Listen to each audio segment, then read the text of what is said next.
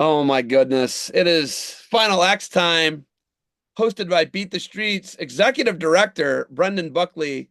I like to call you Coach Buckley because that was how I met you as the coach of Columbia then. What year was that? Oh God, dude. I don't know. You hosted Is that Mark, the Ohio State tournament? I think. And then I came out to California when you went out there in your first, like right when you'd moved out there and just unpacked the U-Haul and hung out and I did some remember there videos and was we learned about the when you campus together. I remember when you were visiting I think did we go for like a walk or something, and there was We went like on a bunch of signs hikes.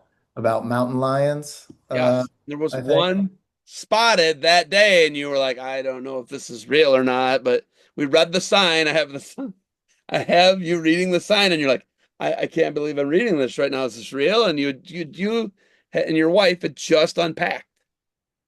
That was I crazy. remember. You went from Manhattan, head coach of Columbia, to I want to say, did you go to Avila Beach? I was right, Shell Beach. Shell Beach. But Avila's right there. They're Yeah, all. that's all right there. Which one's Lady Gaga live in or have a house in? She had a house in one of them. I know that because you're like, oh, Maybe yeah, maybe she did. Avila. It was Avila, I believe. But you were Shell, and then you had a guy with a house in Slow in San Luis Obispo. We went to like a party, we had like a barbecue. It was kind of cool. That was in my backyard. That was your backyard. That was in Slow. Okay, and then you moved out to Shell Beach, though, right? I started Shell Beach and then I moved into town right by campus. Okay, that's what it was. But now you're the executive director for the five boroughs and New York City Beat the Streets. You left Cal Poly Slow for this job, correct? Yep. Coast to coast to coast. I got it, right? Yeah. Yeah. Hold on, it's Yeah. way more than that actually, though, because you started your college wrestling career at Clemson. So in Clemson, Fresno State, then I started coaching at UC Davis back when they had a team. Yeah. Went to the University of Virginia, and then I went to Columbia, and then I went to Cal Poly. High school in Florida. I grew up in Florida, in Orlando, Okay. Florida. So Florida, Silverhawks. Florida, South Carolina, Clemson, which is it has a border with the Atlantic Ocean. South Carolina. Then you went to Fresno State, Mhm. All American Fresno State, and then you coach at UC Davis. Best It biking is. It in is a in massive in biking America. town. Massive Look bike at you. culture out there. You know your facts. Okay, useless facts. And then from there over to UVA, and then UVA to Columbia, Columbia to Cal Poly Slow, and then Cal Poly Slow to executive director, five boroughs, New York City, beat the streets. Correct? Correct. Man, Good work, man. that's coast to coast to coast to coast to coast. That's what that is. Pretty good. I'm impressed. I'm impressed. This event, when you guys do this event, it is absolutely out of the park every year. It's bonkers. It's bananas. I loved last year's. Last year's was super unique. This year you're back at Final X is back with you with USA Wrestling. Um, what's this event mean to beat the streets, the five boroughs, the kids of the five boroughs? What's this mean to your operating budget? What's this mean for the whole grand scheme of what you're doing at Beat the Streets to help kids get off the streets and involved with the sport of wrestling? Well, the Beat the Streets annual benefit, it's just such a large part of our DNA. Before anyone realized that we were a youth development organization, or as we call it, a sports-based youth development organization, people would refer to Beat the Streets in the wrestling community as if it was an event, right? That's how big it was, the strength of the brand and what Novo, created in terms of instilling excitement, bringing excitement to the sport and using it as a platform to bring recognition and notoriety to just what Beat the Streets was all about, which is an organization that serves inner city youth all throughout New York City. And but it took a long time where it was like, oh, are you going to Beat the Streets? And that would mean people would be asking, hey, are you going to go to the annual benefit in Times Square that Beat the Streets is hosting? Um, so it's just, as I said, a part of our DNA where every year it's our opportunity to shine a light on the mission of Beat the Streets, which is to help kids achieve their goals on and off the mat. We're trying to train kids to become state champions and national champions, but we're trying to provide them with the skills and that they're going to need to become successful in life, in school, getting an education, graduating on time, going to college, getting a job, um, being successful, hardworking husbands, wives, mothers, fathers, giving back to their community, and we provide the resources that they're lacking. So we fill a gap that is very much a need throughout New York City. And so wrestling serves as both uh, the vehicle, the the way in which we're instilling values and skills that they need by teaching and showing them what hard work is all about by participating in wrestling. But it's also used as a hook to provide them to all of these opportunities and this whole world that is in front of them that the vast majority of kids in the inner city just don't have access to. And so that's what we're all about at Beat the Streets. You provide that access, you provide those facilities, you provide those after school programs to get kids off the street. And I don't know if a lot of people realize what it is. And it's like you've said, the brand name is it's an event, right? It's an event, but it's more than an event. It is a youth organization, a youth-based sports organization, basically K through 12, right? Do you service K through 12? Yes, the majority of our kids are in high school, but it's boys, it's girls.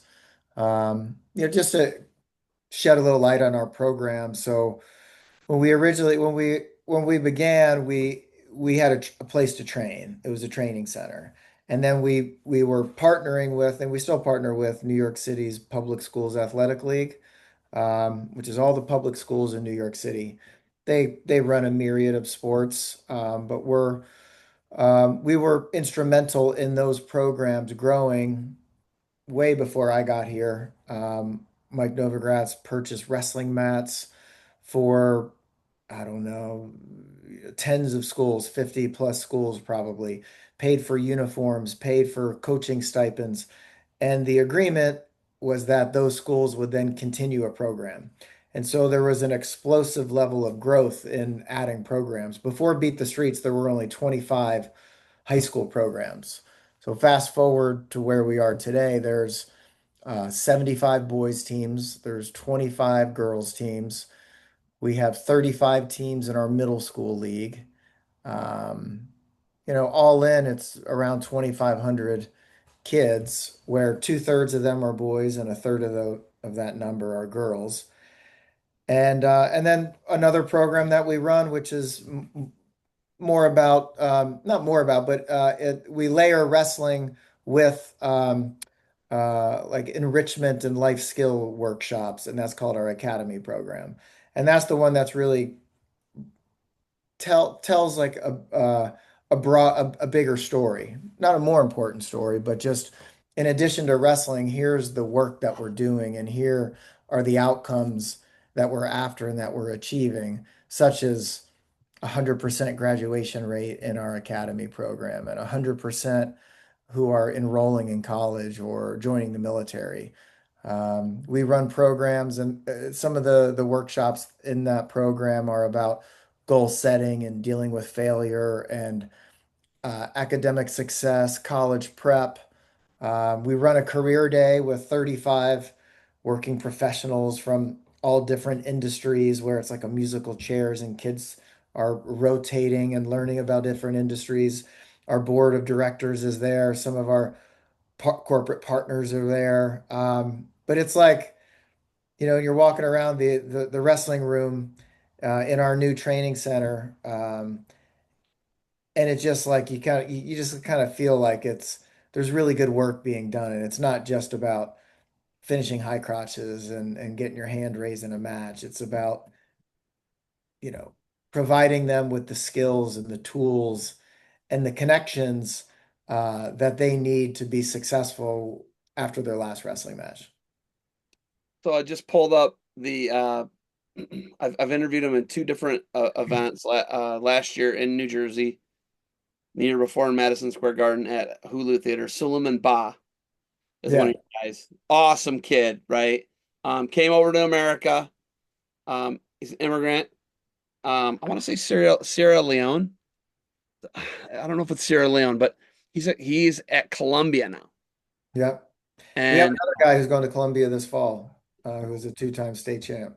but Suleiman to me is like he's the highest apex of what this can be. When you're getting a kid out of Beat the Streets from the Bronx, he's from the Bronx.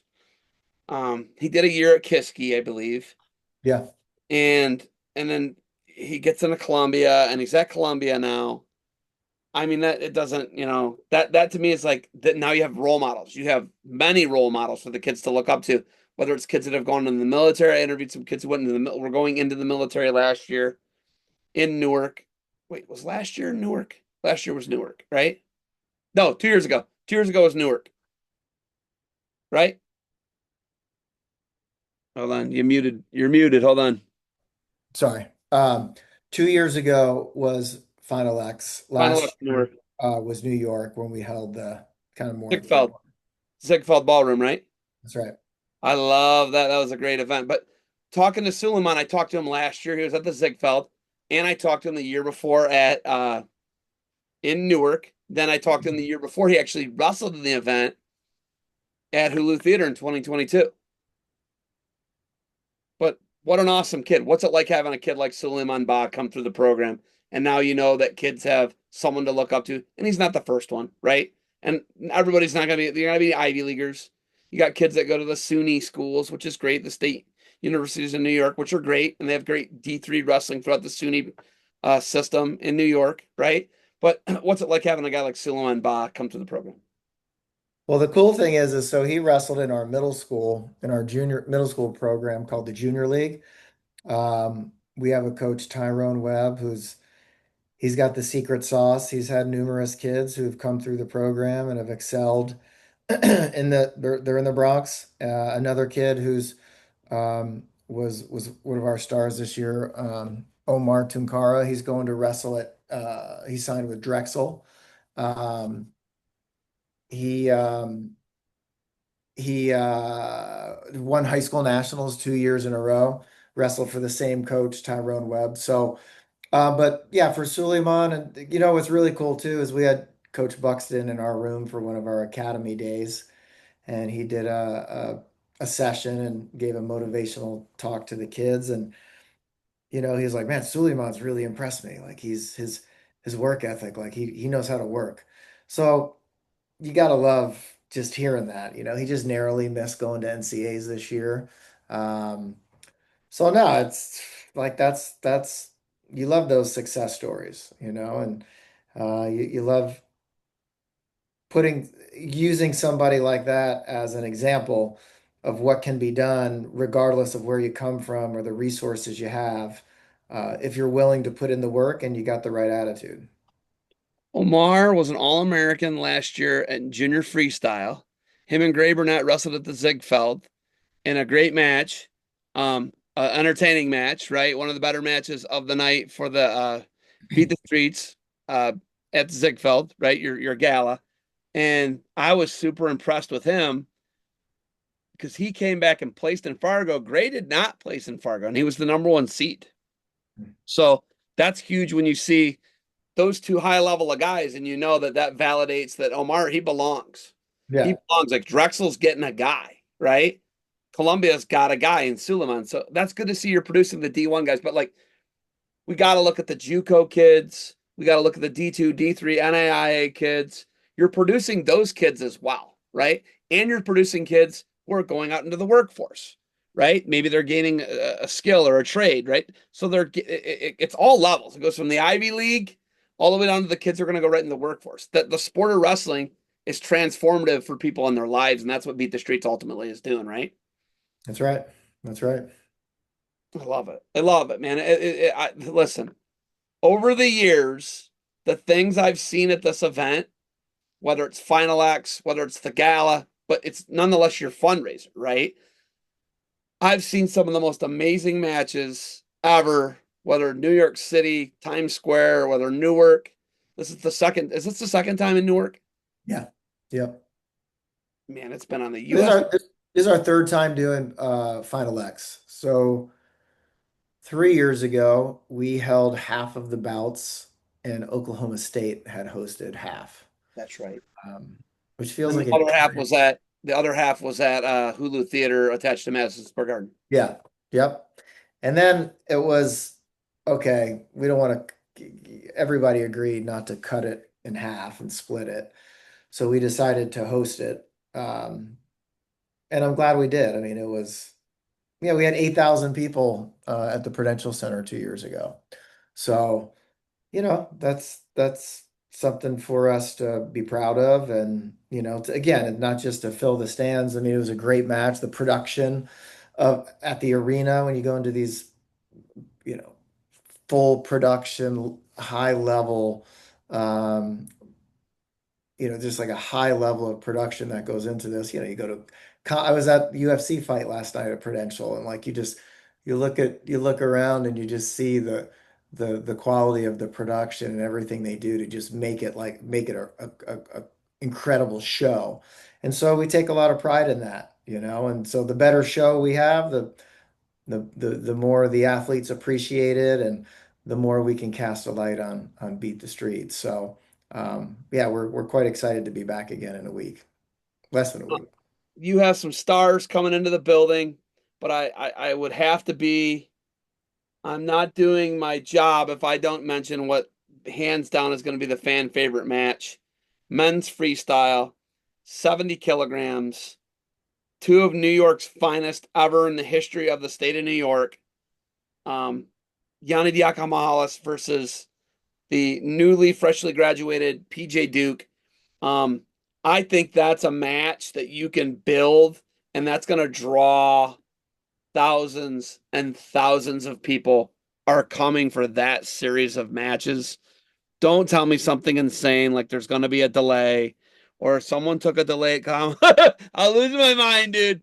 That is an amazing match because we're in the New York metro area, right? And those guys are both Yeah. stars and the brand of New York high school wrestling and Yanni and PJ Duke, right? And Duke's just he hasn't even wrestled a college match yet. But what do you think of that matchup and what does that do for the star power and drawing people in to the FInalX? And I think you got thousands of people are just going to show up for that at least. Yeah, it's huge. I mean, yeah, I mean, we've definitely had, with Yanni and Dake, um, Gwiz, like, just having like a good roster of New York State world team members competing in our event. We're New York City based, so it's huge. So yeah, I mean, being able to, you know, we obviously were quite excited when we saw that match materializing, and it's huge. I mean, it's definitely going to be a major reason to come to and buy tickets to Final X and to support Beat the Streets is to watch that match. So yeah, it's gonna be a show.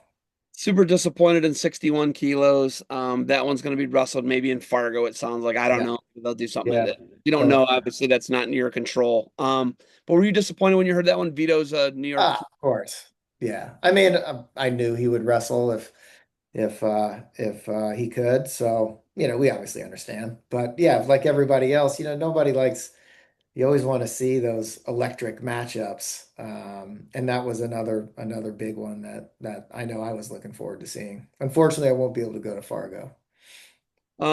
I like the Mesenbrink Carr NCAA final rematch. I like Evan Wick versus Levi Haynes. Zahid versus Kyle Dake up at 86. Kyle's going to look a lot different at 86.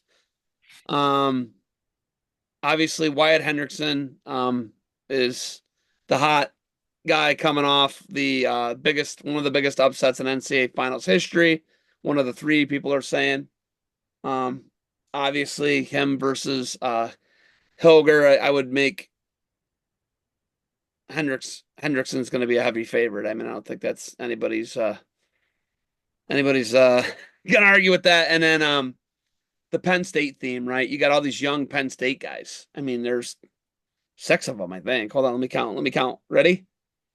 You ready? Do you have the matchups up on your screen? Got it. I got it. We got Lilladall. We've got Duke, Mesenbrink, Haynes. Well, Kyle Dake's technically Nittany Lion Wrestling Club, but I'm going young guys. Yeah, Josh Barr, and then obviously Kyle Snyder's Nittany Lion, Kyle Dake's Nittany Lion. that's a Yeah, I lot mean of guys. seven. That's seven guys, right? They count. Yeah, They get that right. One, counting Dake, I think that's two. You don't count Dake and Snyder. no, I think counting them, I think Yeah, that's seven. That's pretty crazy. I mean, and in the star power at the women's freestyle, you have multiple Olympic gold medalists that are going to be wrestling in the event. Probably the greatest of all time in American USA women's freestyle wrestling history, Helen Maroulis, right? Um, me, right, and then Blade, right, and then Kennedy Holly, Blades. What's that? and like some young studs too Well, yeah, coming. I mean, this is just you get to see the future, man. No, It's it's like, yeah, I mean, that was a topic of concern for us. So, when you lose legends from an event with Jordan Burroughs not competing and David Taylor not competing and Gable Stevenson, there's, you're like those are mainstays that have been such a prominent part of the USA wrestling brand. But when you look at these matchups, you're like, there's some great wrestling going on. So I hope I'm pretty sure everybody sees that as well. So I think it's going to be, with those people not wrestling in it, I think that it's the gap is going to be filled by a lot of some of these new names and having a couple high school people in the mix. Even though they're not going to be wrestling here, that match is going to be out at Fargo. It's just I don't know. It's exciting for USA Wrestling. It's exciting for us to host it, and I think the future of USA Wrestling, Team USA, is very bright. I mean, the women's lineup is just loaded, dude. I mean, Abigail Nettie versus Jakara Winchester, that's a huge one. I mean, it is wild. I'm looking at Kennedy Blades, Brooklyn Hayes, uh, Alex Glotty, Amit Elor. I mean, Kylie Walker, Diamond Guilford. I really like that. Those are some really good I mean, Helen, dude. Helen is just like Helen Maroulis has the staying power. I mean, she obviously made one of the biggest upsets in Olympic history, men's, women's freestyle, Greco, whatever wrestling. Period. You got to put it up there with Rulon. I think. I mean, you have to. You have. Yeah. She beat a lady that was going for her fourth Olympic gold medal. You Oh, know, wow. it's incredible to think what Helen has done to the sport of women's freestyle wrestling in the United States of America, and still keeps coming back and has had concussion issues, has had injuries, and is not Helen from 2016, but multiple time Olympic medalist, tougher than a $2 steak. Um, she's slick. Helen is slick. When you watch Helen, her inside trips are amazing. She's constantly evolving. Helen Maroulis is like a star, and I think she's like the flagship of. Obviously, she was the first to do it and win an Olympic gold medal in women's freestyle for the United States of America. So anytime Helen's at something, I'm always like, all right, I gotta watch this. This is Oh, this dude, she's real. like technically like is amazing. I just love her technique is so good. I just love watching her wrestle. Helen is technically on par with any of the Japanese women, the all-time greats. Obviously, she beat an all-time great. Um, I- yeah, I mean, she's amazing. When Helen's at the event, I know the event's going to be obviously world class, and then getting on the USA national team to represent the United States for a double-digit amount of world teams, I believe, at this point. True thirds. I like the true thirds. Yeah. There's some true thirds. The one that I look at the most, if I gotta shout this out. I gotta give Sage Mortimer. She's wrestling Sydney Petzinger at 53 kilos. She is Grand Valley State. Sage Mortimer anchors up. Anchors up. They're D2 school. My nephew's a two-time NCAA D2 All-American at uh, Grand Valley State with Sage. So Sage was up for like the wrestler of the year. So Shout out to Sage, anchors up. Good luck at 53 kilos in the true third match. The Blaze Hardy match. I like the Blaze Hardy match a lot. Yeah. But I would be a Oh, moron the if I didn't Ohio say boys.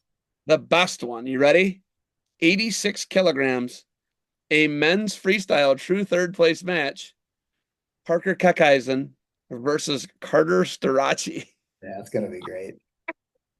It's a rematch No. of the NCAA championships at 184 this year.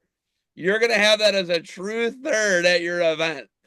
I know. It's like it's too bad. It's because it's a long day of wrestling. It Uh, is. but I think have these true third matches this year are pretty strong.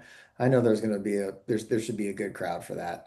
Yeah. But those are some of these are strong enough on their own to not, right? Like Yeah. to be Well, strong enough to have their own event. they're not undercards in any. I mean, obviously Joey Blaze versus JQs. I like that match because I'm a Blaze guy. Ohio kids. Marcus Blaze. I like watching when the Blazes are in it, and then obviously the Burnett's usually are there's their coaches and they coach those guys. So I always like that. Sticking along and seeing those matches. Talk about your relationship and your partnership with USA Wrestling. We keep calling it your event, but it's not your event, and it doesn't hold the weight that it holds if you don't have your partners, USA Wrestling. If you're on your own doing this event, which raises such a huge part of your operating budget for Beat the Streets, how important of a partner has USA Wrestling been for you guys? Oh, it's been huge. I mean, this we wouldn't. Yeah, there's no event like this without USA Wrestling. I mean, it goes all the way back. I think our first annual benefit, maybe the first one was a party in the city. I think I was there when I was coaching at Columbia. It was in Midtown somewhere. I can't remember where it was. But following that, then it went to, I think I went to this restaurant called Gemma, the Bowery Hotel, and then USS Intrepid. Um, um, Grand Central Times Station. Square. Yeah, I wasn't. So I was coaching at Cal Poly when I was at Grand Central, but I think it was in Times Square six, seven times. Wow. Grand Central, USS Intrepid, uh, Pier 17 at the South Street Seaport. That's this incredible concert venue now. We were the first event there. Brooklyn Bridge in the backdrop with the New York City skyline. It was incredible. Um, and then that was when we had the event with the slippage of the mats and the dew Yeah. points, and so then we took it indoors. We went to the Hulu Theater, and then that was the epic matchup when we had Burroughs and Ben Askren and Yanni versus Bajrang and Suriano and Cologne. And anyways, it was like that was like a unique matchup. That wasn't an international duel as we had done before. So I think that's like a cool part of our evolution. And just during COVID we had that event with in Hoboken without fans. And we did a telethon and we did different interviews during the day. I don't know if you remember that. That was in 2020. Yeah. And that the theme of that year's event was resilience, right? Which that was the only thing that was going to get us through. That was such a scary time for us as a nonprofit when there was so much uncertainty and concern about just how are we going to run our programs and impact kids, and how are we going to raise money without an event. And so, but I think kind of taking a broader viewpoint of Beat the Streets, and that it's been about constant evolution. And so this event is a great example of that. And now again, transitioning from international dual meets in different venues to a unique card at the Hulu Theater that we sold out. We had never, we were in Times Square, there would only be 600 people. When we went to the South Street Seaport, we doubled that. But then to go from South Street Seaport with 1,200 to selling out an arena with more than 5,000 people, I mean, that was a leap of faith. And then we hosted FInalX, and then we took it to Prudential, and then now last year, 2 years ago, we had 8,000 people. Last year was the Olympics. We couldn't host this type of event. Nobody wanted to risk the athletes getting hurt. And then we had our first really kind of a formal gala. And that was epic. And we had Tim Ferriss and Neil deGrasse Tyson and Jordan Burroughs. And so there's been many times where we've like gone to these uncharted waters and have been very concerned about how it would play out. And I think that theme of resilience has really carried us. And so we are happy to be hosting FinalX once again and to be back at the Prudential Center. So here's the crazy thing to me. The dark things about the event, right? Everybody was always like super on board. It was always this exhibition, right? And then it became like this money event.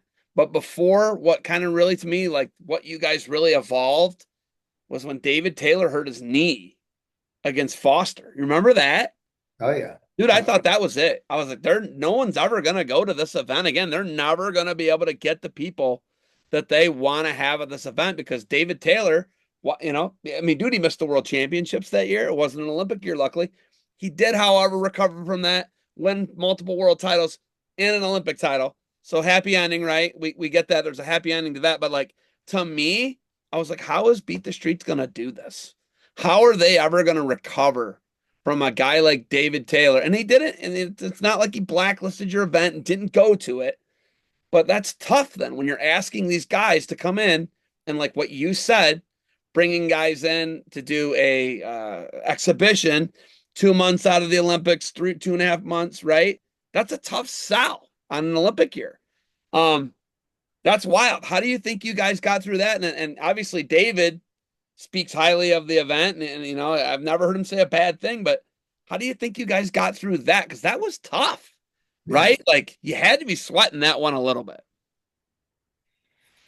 Yeah, that was awful. We felt terrible and you feel responsible. Um, so yeah, I mean that's why hosting Final X makes a lot of sense because the athletes have to do this event to be able to earn a spot on the world team. And so using that as our event makes a lot of sense. I think enough time has passed in the sense like of all the bouts, think about all the individual matches. We would never like one person tearing their ACL is one too many. But these things happen. It was awful that it happened on our watch, and we felt really, really bad about it. Looking ahead, um, we hope to keep hosting Final X. There's also opportunities to do other events with USA Wrestling. But yeah, I mean, having them as our partners is like, we feel it's a symbiotic relationship. We provide an atmosphere where the athletes feel really special to do it in, a city like New York. Like there's only one New York, and to be able to put it on the world stage and create a really epic event, I think the athletes appreciate, and we certainly appreciate them being able to help us promote the good work and the mission of Beat the Streets and help us raise money that raises three-quarters of our budget every year. So we absolutely need that. Like the kids in New York City need that.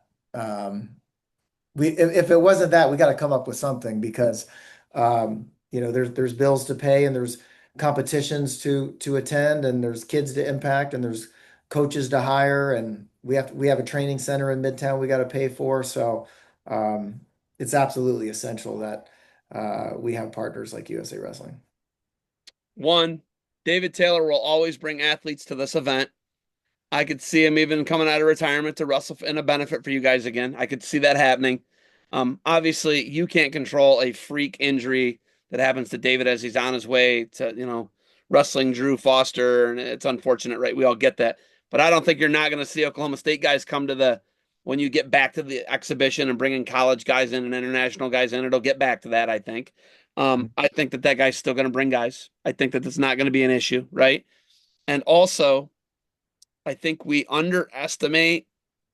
I really hate how Times Square can only sell 600 tickets, and that's very limited for you guys.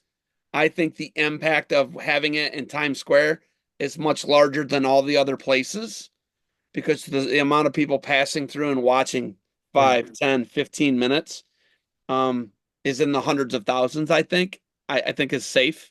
I feel like Yeah. that's a safe estimate. I think that the impact and the footprint in Times Square is not comparable to anywhere else. And that's just my opinion. Maybe we disagree, but the problem there is you're only able to sell 600 tickets, 800, 1,000 tickets. The passer buyers aren't, they're getting a glimpse of amateur wrestling, freestyle wrestling um, from Times Square, but that's my favorite location.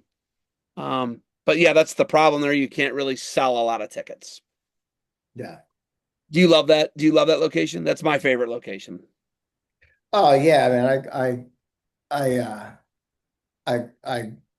yeah. I mean, there's definitely discussion about returning to Times Square here pretty soon. Yeah, I loved it. It was one of a kind. But the issue with Times Square, once again, is how many tickets can you sell? How much money can you raise for the actual gate of the event when it's Times Square and it's the biggest marketing place where you could hold an event, period, Yeah. on Uh, earth. It's the center it's of like earth, essentially. there's no place like Times Square, and No, there isn't. you do get tons of traffic. Um,